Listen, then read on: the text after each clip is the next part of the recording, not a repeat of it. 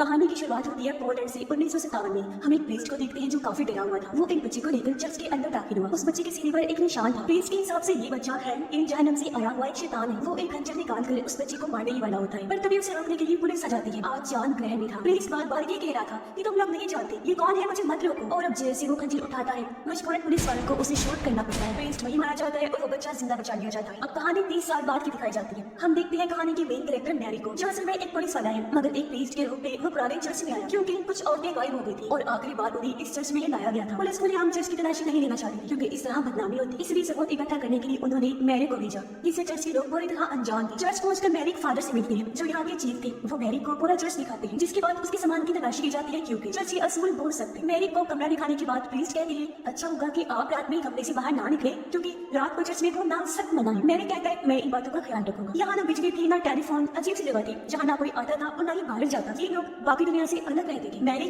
अपने कपड़े बदलता है और यहाँ हम देखते हैं कि उसके सीने पर भी वैसा ही निशान है जैसा कि हमने कहानी की शुरुआत में उस बच्चे के सीने पर देखा था। इसका मतलब कि मैरी वही बच्चा है। वो अपना बैग खोलता है जिसके अंदर एक खुफिया जगह पर पड़ा था एक कैमरा, बंदूक, कुछ जरूरी सामान और एक अखबार का कटा हुआ टुकड़ा जिस पर कई लड़कियों की गुमशुदा होने की खबर छपी हुई थी। और इसी केस की छानबीन करने मैरी यहाँ पर आया था। मैरी सभी के साथ मिलकर खाना खाता है लेकिन उन्हें खाने में क्या दिया जा रहा था मैरी को समझ नहीं आई। खाना बड़ा ही अजीब था। मैरी को उस खाने से घिन आ रही क्योंकि वो मांस जैसी कोई अजीब सी चीज लग रही थी, लेकिन बाकी सबको से वो शौक से खा रही थी, इसलिए मैरी को भी चुपचाप वो खाना पड़ता है। बाद में जब वो हॉल में घूम रहा था तब वो एक कमरे के पास से गुजरता है जहाँ उसकी नजर एक औरत पर पड़ी जिसकी हालत बहुत खराब थी। दरअसल चर्च के हिसाब से उस औरत को शैतान ने पोजेस किया हुआ है। ये शैतान उसके अंदर घुसा हुआ है और चर्च के लोग एक्सॉर्सिज्म से ऐसे लोगों का इलाज करते हैं यानी तंत्र मंत्र से। मतलब आज रात वो सब उस लड़की का इलाज करने वाले थे जिनमें मैरी भी शामिल था और वो ये सब पहली बार देख रहा होता है। औरत को एक कमरे में बेड से बांधा हुआ था। एक प्रीस्ट इस पूरे प्रोसेस की वीडियो भी रिकॉर्ड कर रहा होता है। अब जैसे प्रीस्ट बाइबल पढ़ना शुरू करता है वो औरत भी पूरी तरह तड़पने लगी। वो जोर जोर से चिल्लाती है, उसके अंदर से अजीब आवाजें आ रही और बेड पे हिल रहा था। जब प्रीस्ट उसके सामने क्रॉस लेकर प्रेयर शुरू कर देती है लेकिन उस क्रॉस में आग लग गई। ये देखकर सब लोग काफी डर जाते हैं। प्रीस्ट प्रेयर करना नहीं छोड़ता और थोड़ी देर बाद एक्सॉर्सिज्म पूरा हो जाता है। इस बीच हमें जीसस की पेंटिंग दिखाई जाती है जिनकी आंखों से अजीब सी कीड़े निकल रही थी। ये सब देखने के बाद मैरी की तबीयत काफी खराब हो जाती है। वो बाथरूम में होता है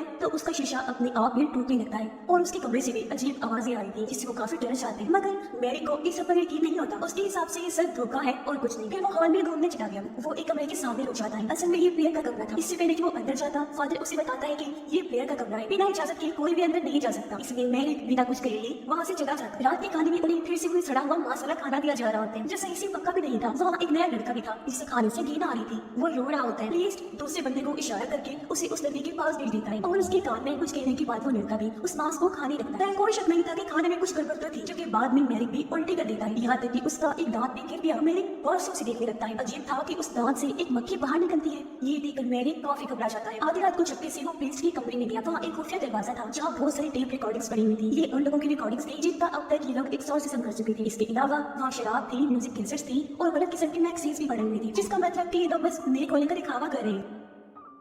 इसके बाद मैरी उस जगह जाता है जहाँ उस लड़की पर एक्सॉर्सिज्म हुआ था। बेड के नीचे उसे एक सिरिंज मिली थी, यानी उस लड़की को नशा दिया गया था या फिर कोई ऐसी चीज जिस वजह से वो उस दिन पागलों जैसी हरकतें करी। प्रीस्ट ने जो क्रॉस इस्तेमाल किया था वो दरअसल एक लाइटर था और वहाँ एक बटन ऐसा था जिससे बेड हिल रहा था। मतलब जो भी उस दिन हुआ वो सब बस नाटक था। हाँ वो लड़की असली थी, वो एक शिकारी की पसंद थी। इससे मैरी समझ जाता है कि जो लड़कियां गायब हुई यहाँ के लोगों ने उनके साथ न जाने क्या किया होगा। अगले सुबह सब प्रेयर करने के लिए जमा हुई तो प्रीस्ट मैरी को प्रेयर करने के लिए कहता है क्योंकि उसे मैरी पर शक हो चुका था कि वो प्रीस्ट नहीं, वो इंग्लिश जुबान में प्रेयर करने लगा। तो प्रीस्ट उसे लैटिन जुबान में प्रेयर करने के लिए कहता है जिसमें मैरी अटक रहा होता है, इसलिए उसकी जगह बाकी लोग प्रेयर करते हैं। दोपहर में फिर से वही मांस था खाने को। इस बार मैरी को खाने में बाल भी मिलते हैं जो देखकर उसे उल्टी आ गई। मैरी जिस मकसद के लिए यहाँ आया था जल्द से जल्द उसे वो पूरा करना होगा। अब वो प्रीस्ट की नजर में आ चुका था, इसलिए अपने कमरे में जाकर उसने न्यूज़पेपर का कटा हुआ टुकड़ा जला दिया था। बंदूक उसने अपने पास रखे ताकि वक्त आने पर वो अपनी हिफाजत कर सके। बाहर आकर वो देखता है कि कुछ प्रीस्ट मिलकर कब्र खोद रही थी क्योंकि जिस लड़की का एक्सॉर्सिज्म हुआ था वो मर चुकी है। रात को मैरी उस जगह जाता है जहाँ बाकी लोगों को पागल बनाकर रखा हुआ था। उनमें मर्द और औरतें दोनों भी शामिल थे। चर्च वालों के हिसाब से वो सब लोग पागल और कर्ज थे, इन्हें श्रापित थे। तभी एक प्रीस्ट जो मूव मास्टर था वो मैरी को देख लेता है। वो चुपके से उससे बात करने आया और कहता है कि ये सब जान रही है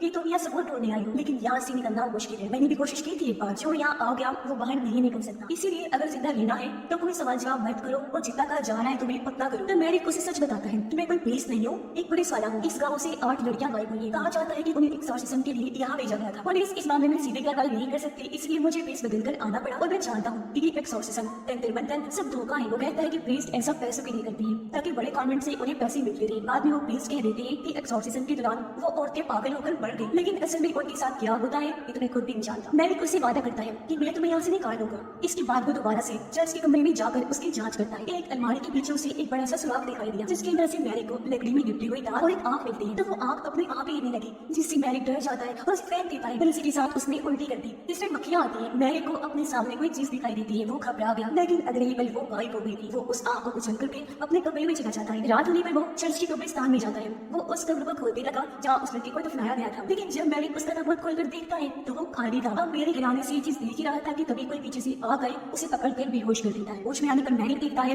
कि उसे उसी के कमरे में बेड से बांधा गया है और फादर वहाँ सामने बैठ कर पहरा दे रहा था। कुछ देर बाद प्रीस्ट यहाँ आई। वो मैरी के लिए 4 अलग अलग बर्तनों में खाना लाते हैं। फिर प्रेयर करने के बाद वो मैरी को खाना खाने को देते हैं, लेकिन वो इनकार कर देता है। वहाँ से पूछता है कि आखिर ये क्या चीज है जो तुम 4 अलग अलग बर्तनों में भरकर लाए हो। प्रीस्ट उसकी बात का कोई जवाब नहीं देता और फिर जबरदस्ती से वो खिला ही देता है। रात में पहरा देते हुए फादर की आग लगी थी और इसी बात का फायदा उठाकर मैरी खुद को खो देता है, लेकिन तब तक फादर भी जाग चुका था। फिर इन दोनों में हाथापाई हो गई जिसमें मैरी अपनी बंदूक उठाकर फादर को मार देता है। कमरे से निकलने के बाद वो सबसे पहले किचन में जाता है ताकि वो जान सके कि उसे खाने में क्या दिया जा रहा था। मैरी वहाँ के स्टोर रूम का दरवाजा खोलता है और उसकी होश हो जाती है क्योंकि वहाँ बहुत सारी औरतों की कटी हुई लाशें लगी हुई थी और इतने दिनों से ये सब जो खा रहे थे वो इन्हीं औरतों का मांस था। ये सब वही औरतें थी जिनके गायब होने की खबर मैरी को मिली थी। तब वहाँ मॉम भी आ गया और ये सब देखकर उसके भी होश हो जाते हैं। मॉम मैरी को अपने साथ चलने को कहता है। उसे खुफिया रास्ता मालूम था, लेकिन उससे पहले वो उसे लाइब्रेरी लेकर आता है क्योंकि कुछ ऐसा था जिससे मैरी अभी तक अनजान था। एक पुरानी किताब में एक बच्चे का जिक्र किया गया था कि एक बच्चा पैदा होगा जो ग्रह लगेगा और ये 800 सालों में सिर्फ एक बार में होता है। पैदा होते ही उसे मारना होगा जिसके लिए खंजर और प्रेयर की जरूरत होगी, लेकिन अगर उसे सही वक्त पर मारा नहीं गया तो वो डिमोनिक बच्चा, वो इंसान 7 गुनाहगार औरतों का खून पिएगा और प्रेयर की पूरा होती ही वो शैतान अपने असली रूप में आ जाएगा, जिसके बाद उसकी कहर से इस दुनिया को कोई भी नहीं बचा सकता।